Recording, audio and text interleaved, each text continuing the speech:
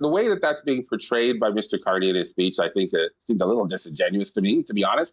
This has turned very ugly. Welcome back to Moose and Loose. Today, this is outrageous here. We've got back and forth. We've got Jamieson Greer. We got JD Vance. We got Donald Trump all clapping back against Mark Carney. Carney doing his press conference, trying to boost his by-election in Quebec with taxpayer money. This has gotten really ugly. Let's jump into this. Let's start this episode off in Quebec. We've got this from CBC News. It says Carney unveils $11 billion in funding to make 6 icebreakers in Quebec. So he is doing his press conference here, bragging how many jobs this will bring in, all this. This is just to boost the Chicoutimi by-election for the Liberals. That's all he's doing here. He's using taxpayer money at an opportune time just before the by-election to get more votes. As he mentions here, federal government will pour $11.3 billion into Quebec's shipbuilding industry to build 6 new icebreakers for the Canadian Coast Guard. Now, during this press conference, he gets asked questions about the trade deal falling apart and all that. We'll get to that in a second. But first, we've got Shreya Teest sharing this here, the projected by-election here. And as he mentions, as I'm going to mention, if you're a conservative in this riding, you need to vote for the Bloc. We have to get the Bloc to win this seat because, as you see, the Conservatives have no chance at winning this. This is minus 18.7%. This riding was held by Richard Martel, Conservative,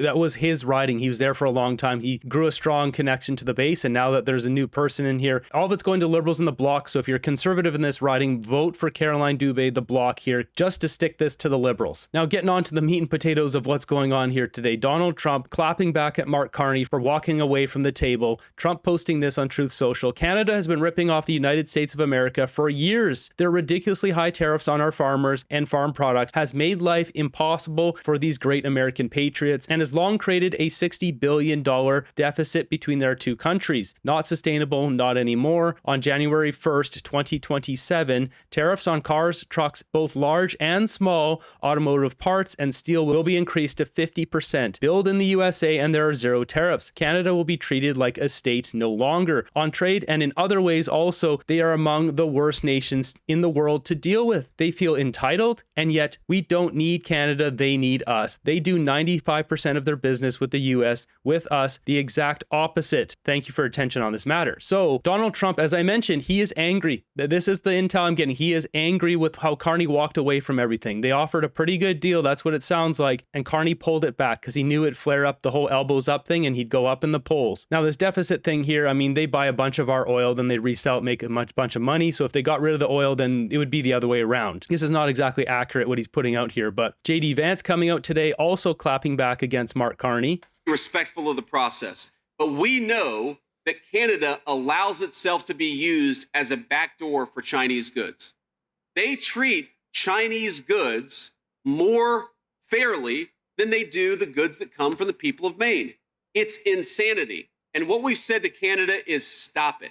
Apply a basic principle of fairness to the trade that you're doing between North Dakota and Canada, between Maine and Canada. And what happened at the very end is they came in with a bunch of unreasonable last-minute demands. I frankly thought we had a deal. I think that we should have a deal, but I think that we need to send a message loud and clear to the Prime Minister of Canada. Stop taking advantage of the people of Maine. Stop taking advantage of America. It's over. We expect fairness in our trade policy.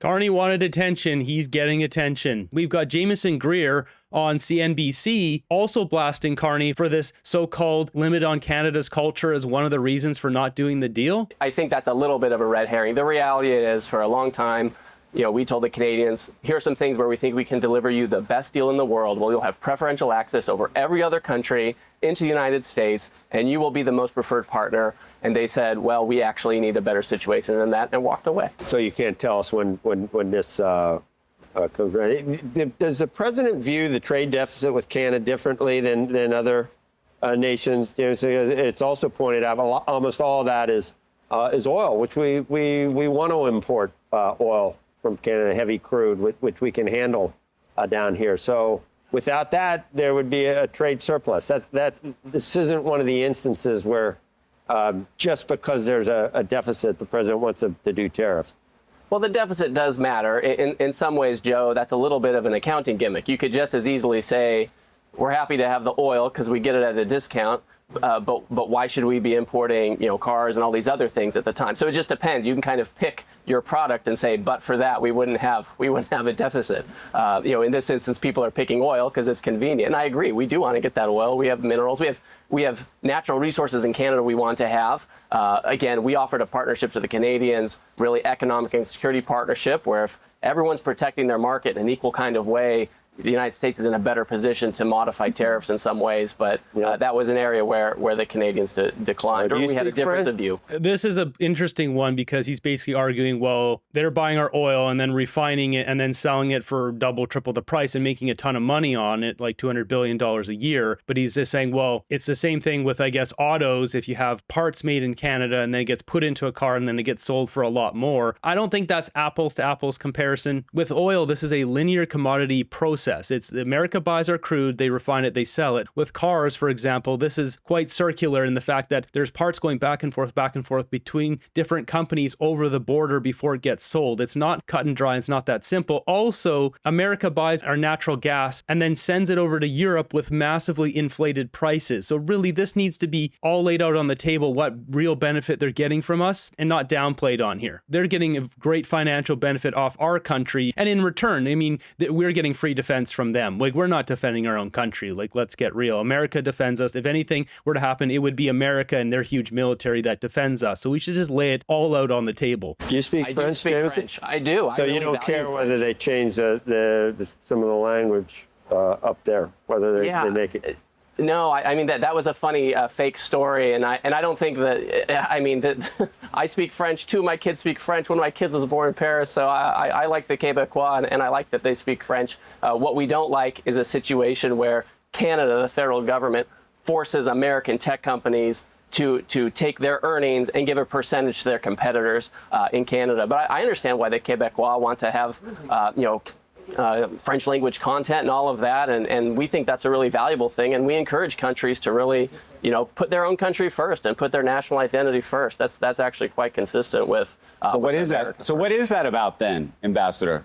There was some reference to the idea that we wanted some of it to be either in English or that English had to be first or something like that. What I'm seeing is that they were demanding something to do with packaging, French labeling on packaging. True, not true? That is not true. I can tell you that's not true.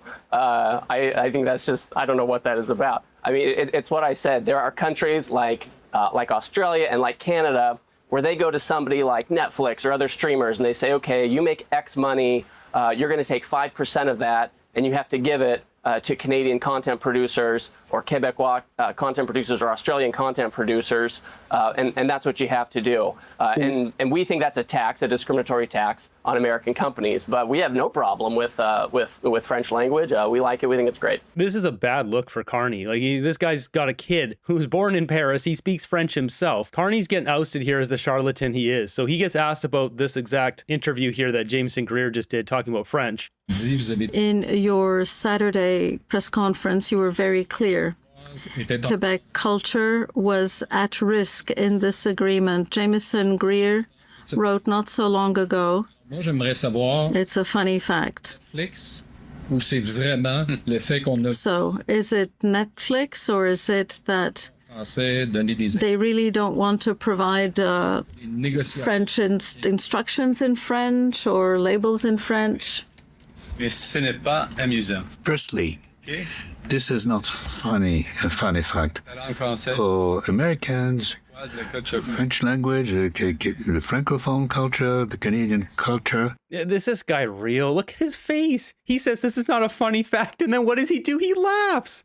This is not funny, a funny fact.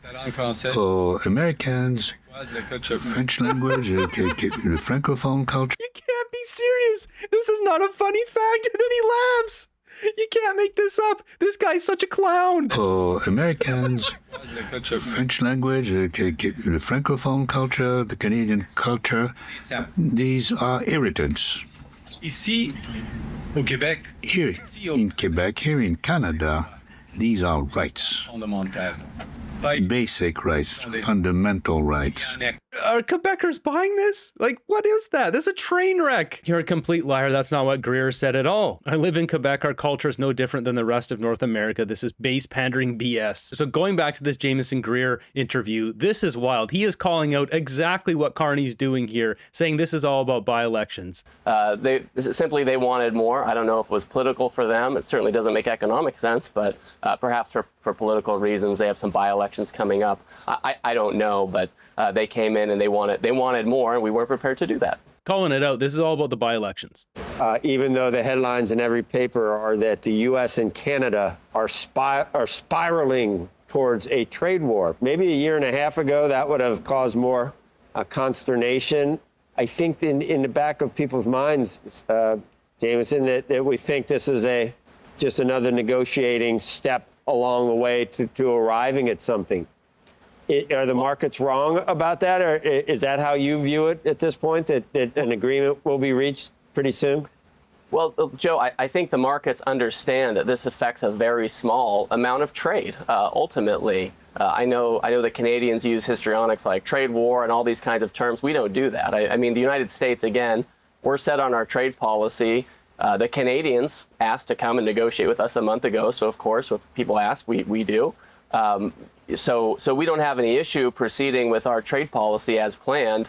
And I think the market understands that. I think the market knows that at the end of the day, this is 5% of imports from Canada. It's 0.06% of our overall consumption in this economy. So there's no possible way it can really affect U.S. well-being. Can you confirm that Prime Minister Carney, it was a heavy and medium-duty truck, not easing to?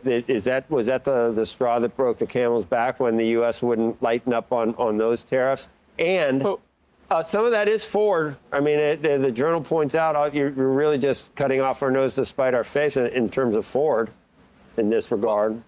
I think the thing to keep in mind is the only reason Canada has auto production in the first place, and we've talked about this before, in the 60s, Canada did a very Trumpian thing, and they came to the United States and they said, if you're going to sell into the Canadian market, you have to build here. And there was an auto pact. And at the time, the U.S. economy had a ton of leverage. They didn't think too much about the future of deindustrialization. And so they moved some plants to Canada. For a long time, for weeks, I've essentially been telling the Canadians, I'll see what I can do to deliver some results for you on a handful of these tariffs that are important to us for national security reasons. We don't change them lightly. They're very important to the president. They're very important. They've driven reindustrialization. And so we were able to come back with a package, and they said, well, we want the scope of that to be more. It's not just cars. It's not just passenger trucks. It's not just SUVs. It's not just pickups. We want the heavies. We want the heaviest trucks available. It's a sector with different economics and everything. And so that was just one of many things that the Canadians wanted an expansion on. Now, this gets worse because Donald Trump put this out, said lots of bluster from Doug Ford, who is the premier of Canadian province of Ontario, but who is also better known as the less charismatic, intelligent, and overall unimpressive brother of the late, great Rob Ford. Ouch. America has been carrying Canada for decades, but no longer. The USA will always be far bigger, richer, and stronger than Canada. Without the United States, Canada couldn't survive. It's where they get all their money, and because of their current bad relationship, primarily Governor Carney and his flunky Ford, they will not be allowed to keep taking advantage of the United States. They're key to survival. Remember, much of the electricity, oil, and gas that Canada gets is transported through the USA. Someone should get these clowns to fall in line, or the consequences for Canada will be far worse. Canada's unemployment rate is now at 10% and rapidly rising. Their businesses are fleeing for the United States, and it's all because of their failed policies and inept leadership. The days of ripping off our farmers and other businesses are over. Thank you for this attention. Wow, there's so much there. Doug Ford wanted Trump's attention. He got it. So did Carney, Governor Carney and his flunky Ford. This is going downhill fast. Now, what does Doug Ford have to say? I was just wondering, you sound a little more subdued than you did this morning on the radio when you said Donald Trump could kiss your ass. Did the Prime Minister tell you to ask you to tone it down a bit? No, he didn't. I'm not going to comment, but he wasn't against that. And I have a lot of real estate on my ass, so he has a lot of room to kiss my ass. So what's Carney's plan? European Union, of course. This fall, we will begin intense discussions with the European Union, the world's second largest economy, to build a much stronger and deeper economic and security partnership. Now, we can build such unparalleled access because we're trusted, because we're reliable, and because we have what the world wants. This is coming from the guy who said that Canada supplies America with all its semiconductors, which in reality, we supply 0.93% of semiconductors to America. So Carney's a chronic liar. If he loves the European Union so much, he should go live over there. He's a European. Why don't you go live over there, Carney, and ruin their lives? We've even got the United States Secretary of Treasury, Scott Bessent, here, calling out Carney and saying Donald Trump wants to get a deal. Does the United States and President Trump still want Canada to become a state? He did say that they're getting all the benefits of being a state without being one. I think he would like Canada to come to the table and negotiate in good faith. They were offered quite a good deal last week. They chose to reject it. Unfortunately, Prime Minister Carney rose to power on an anti-American, anti-Trump platform. I believe he was more than 20 points behind. And, he seems to have gone back to his old playbook. And I think one has to ask oneself, is he trying to benefit himself, the Liberal Party, or the Canadian people? Because they were offered a very good job. Wow, he's calling it out here. Yeah, this is all in Carney's best interest. Now, moving over to CBC, they bring on this trade lawyer. This guy drops truth bombs every single time he comes on here, on Twitter, anywhere he goes. It's straight truth. Yeah, Mark, one of the concessions, and look, none of us have those who weren't inside the table or directly connected to the governments involved. No one has the actual text of what was being proposed here. But one of the suggestions coming out of that is that the Americans wanted some control over who Canada did trade deals with. And we can read into that China.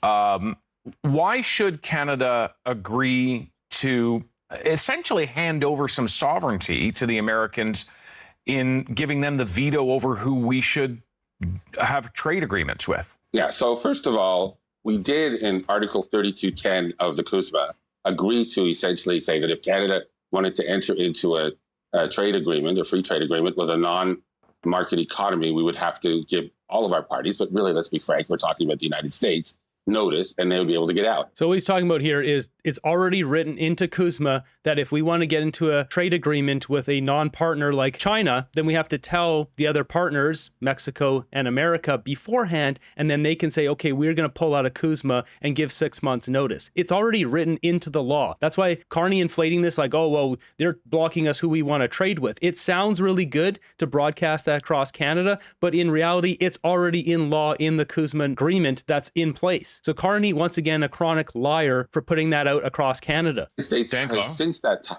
they would probably think of strengthening the language that they would use in some of the other agreements they've since signed.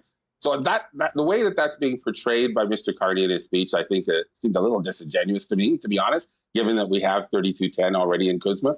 We'll have to see exactly the text and the language that was being proposed. But the basic concept, though, I think you and I have talked about this before. If you look at the European Union, when I got out of law school, it was called the European Communities. Mm-hmm. And at a certain point in time, roughly around the same amount of time, interesting enough, between when we had the NAFTA and now, the bigger parties in that arrangement said, guys, we've got to actually firm this up a bit. We can't have you guys doing going your own way. And they strengthened their customs union. So although we look at it differently in Canada, it's not so extraordinary, I would say, that a bigger party would say, now that I'm facing more competition from China, I want you guys, in return for this market access to the world's biggest market, I want you to do more. Now, we don't have to like that. We don't have to go along with it. Mr. Carney does not like it. There's a lot more I would say about that I think people should look through, because he didn't live through the 1988 free trade thing in the way that I did. He wasn't living in the country. That's the pivotal moment in He's calling out Carney for not even being in Canada. I mean, Carney's in bed with China. He did that big Brookfield deal, getting a loan from China for one of their big buildings. He went there as a business leader and met Xi Jinping, and then obviously met him just recently, once again, as prime minister this time. Carney's in bed with China. Even if you go back to before the whole Brookfield days, back when he was the governor of the Bank of England, he advocated for the RMB, the renminbi, Chinese currency being brought into the UK. Like, Carney's been doing this for a long time. He's been in bed with the Chinese government for a long time, and they know it. They know it, that he's willing to sell his soul to help build their economy, and he's on board with it. My life, and I don't think it is for him. And I think that reflects part of how he negotiates. Mark, we have a limited amount of time left. I will just offer the counterpoint around, yes, it's part of Kuzma, but there's so much that the Americans are not respecting about Kuzma right now. But like, of course, David, but they think that of us too, right? Remember, even under Biden, Canada had the dairy part, which they brought cases, which they didn't think the way that Canada implemented was respecting Kuzma. They thought that the way that Canada and Mexico were dealing with auto parts from China, they didn't think that respected the agreement. That's an agreement. That's why I try to say to people, don't be so emotional and so nationalistic about these things. The notion that Canada is walking around with white gloves and white hats when it comes to trade agreements, I think would come as a surprise to all of our trading partners.